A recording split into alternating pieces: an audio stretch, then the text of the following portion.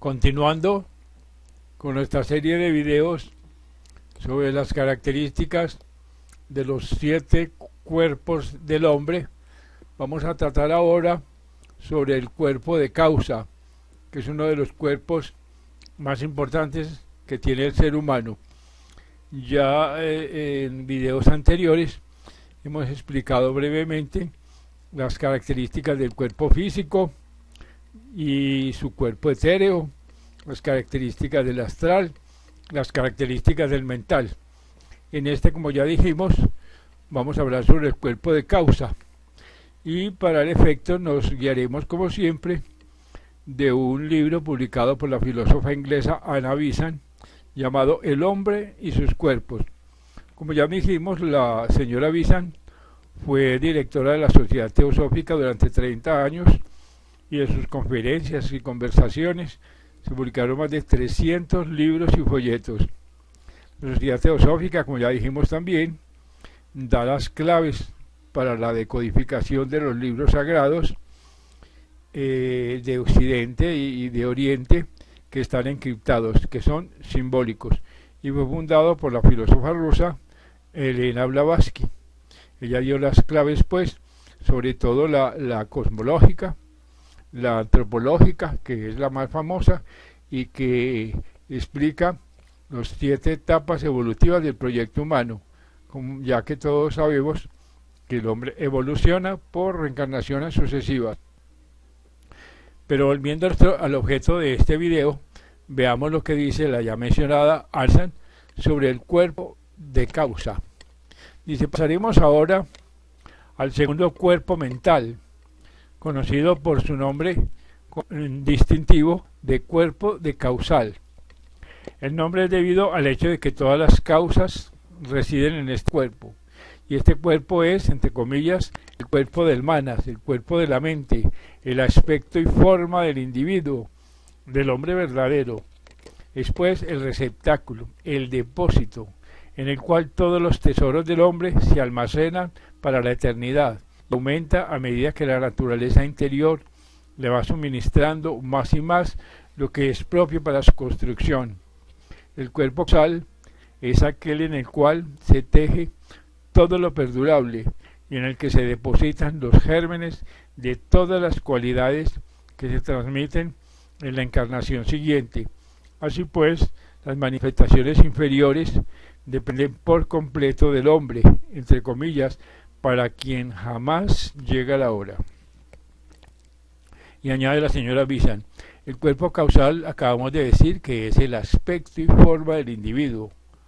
Hasta que éste no existe, no hay hombre alguno. Pueden existir los tabernáculos físico y etéreo, preparados para sus moradas. Las pasiones, emociones y apetitos pueden irse reuniendo gradualmente para formar la naturaleza kármica del cuerpo astral, y hasta que la materia del plano mental principia a mostrarse en los cuerpos inferiores desarrollados, cuando por el poder del ser, del yo, preparando su propia habitación, principia a revolverse lentamente la materia del plano mental. Entonces tiene lugar una emisión desde el gran océano de Atma-Buddhi, que siempre está cobijando la evolución del hombre, el cual, por decirlo así,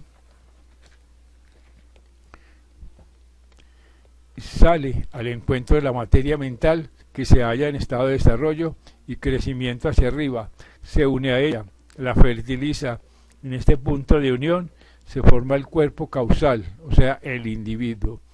Los que tienen el don de ver en esas elevadas regiones dicen que este aspecto y forma del hombre verdadero es como una delicada película de la materia más sutil, apenas visible, señalando desde el individuo ha principiado su vida separada. Esa película delicada, descolorida, de materia sutil, es el cuerpo que dura toda la evolución humana. Es el hilo en el cual se engarzan todas las vidas. El sutrasma, como le dicen los hindúes, que se encarna, entre paréntesis, el hilo del ser, entre comillas. Ese es el receptáculo de todo lo que está en armonía con la ley, de todos los atributos nobles y armoniosos y por tanto perdurables. es lo que determina el crecimiento del hombre, la etapa de la evolución que ha creado. Todos los pensamientos grandes y nobles, toda emoción pura y elevada, es llevada y elaborada en su sustancia. Tomemos por ejemplo la vida de un hombre ordinario y tratemos de ver qué parte de esta vida puede pasar a la construcción del cuerpo causal. E imaginémonos a este pictóricamente como una película. Esta tiene que ser fortalecida, que hermosearse con colores, activa de vida, radiante y gloriosa, y aumentada en tamaño a medida que el hombre crece y se desarrolla. En un estado inferior de evolución, el hombre no muestra mucha cualidad mental, sino más bien mucha pasión y apetitos. Siente las sensaciones y las busca. Son las cosas hacia las que se siente atraído. Es como si esta vida interna del hombre emitiese un poco de la materia delicada de que está compuesta, y a su alrededor se juntan el cuerpo mental, y este se introduce en el mundo astral, relacionándose con él de modo que se formara un puente por el cual pasase todo lo que fuese capaz de ello. El hombre se envía sus pensamientos por este puente al mundo de las sensaciones, de las pasiones, de la vida animal, y los pensamientos se mezclan con todas estas pasiones y emociones animales. De este modo, el cuerpo mental queda enredado en el cuerpo astral, y ambos se adhieren entre sí, y su separación es dificultosa cuando llega la muerte. Pero si el hombre durante la vida que pasa en estas regiones inferiores tiene un pensamiento desinteresado, un pensamiento provechoso para alguien a quien ame, y hace algún sacrificio para servir a esta persona, entonces ha dado lugar a algo perdurable, a algo que puede vivir, a algo que tiene en sí la naturaleza del mundo superior. Esto puede pasar al cuerpo causal e incorporarse a su sustancia, haciéndolo más hermoso, dándole quizás el primer toque de color interno. Quizá durante la vida del hombre solo haya unas pocas de estas perdurables que sirvan de alimento al desarrollo del hombre verdadero. Pero así pues, el crecimiento es muy lento, pues todo lo demás de su vida no contribuye a ello. Los gérmenes de todas sus malas inclinaciones, nacidas de la ignorancia y alimentadas con la práctica, son retrocaídos en estado latente, cuando el cuerpo astral que les da cabida y forma se disipa en el mundo astral. Son absorbidos por el cuerpo mental y permanecen en él en estado latente por falta del material para expresarse en el mundo devachánico. Cuando el cuerpo mental a su vez perece, pasan al cuerpo de causa, y allí también permanecen latentes con la vida en su sexo. Cuando luego vuelve a la tierra y llega al mundo astral, lanza hacia afuera y reaparecen allí como las tendencias malas aportadas del pasado. Así pues, pudiera decirse que el cuerpo causal es el depósito tanto de lo bueno como de lo malo, siendo todo lo que queda del hombre, después de disipados los vehículos inferiores. Pero el bien para formar parte de su constitución y contribuye para su crecimiento, mientras que lo malo, con la excepción hecha antes, permanece como germen. Pero el mal que el hombre hace en su vida, cuando pone en ejecución su pensamiento, ocasiona al cuerpo causal un perjuicio mayor que el de permanecer latente en él como germen de futuros pecados y tristezas.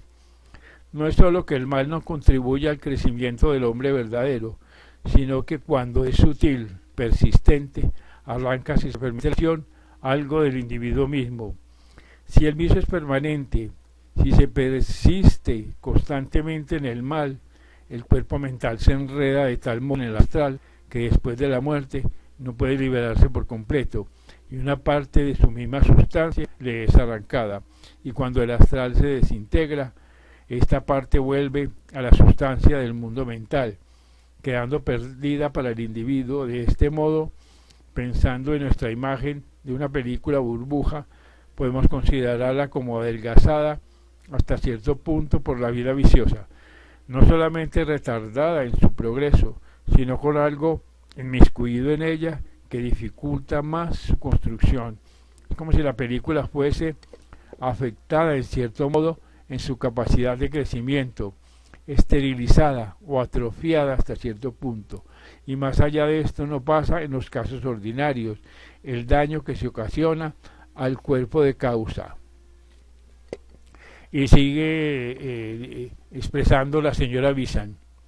Pero cuando el ego se ha hecho poderoso en inteligencia y en voluntad, sin haber desarrollado en la misma proporción de desinterés y el amor, cuando se contrae a su propio centro separado, en lugar de extenderse a medida que se desenvuelve, y construye un muro de egoísmo a su alrededor, usando sus poderes en curso de desarrollo para el yo, entre comillas, en vez de para todos, en estos casos surge la posibilidad de que se encuentren indicada en tantas escrituras del mundo de un mal más peligroso y arraigado, el del ego, que conscientemente se vuelve contra la ley, que lucha de un modo deliberado contra la evolución. Entonces, en este caso, el cuerpo causal mismo, labrado en el plano mental por vibraciones de inteligencia y de voluntad dirigidas a fines egoístas, muestra los matices oscuros que resultan de la contradicción y pierde la deslumbrante radiación que constituye su propia característica. Semejante mal no puede llevarse a cabo por un ego poco desarrollado, ni por comunes faltas mentales concernientes a las pasiones, pues para causar un daño de tal trascendencia, el ego tiene que estar altamente desarrollado y debe poseer energías muy poderosas en el plano mental. He aquí, dice la señora Visa, porque la ambición, el orgullo, los poderes intelectuales aplicados a fines egoístas son mucho más peligrosos, mucho más mortales en sus efectos que las faltas más palpables de la naturaleza inferior. El deseo, entre comillas, se halla muchas veces más alejado del reino de Dios, entre comillas, que el republicano y el pecador. En esa senda se desarrolla el mago negro, entre comillas, o sea, el hombre que vence la pasión y el deseo, y desarrolla la voluntad y los poderes mentales superiores, no para ofrecerlos gustosos como fuerzas que coadyuvan a la evolución progresiva del todo, sino para apropiarse cuanto puede como unidad individual, para guardar para sí en lugar de repartir.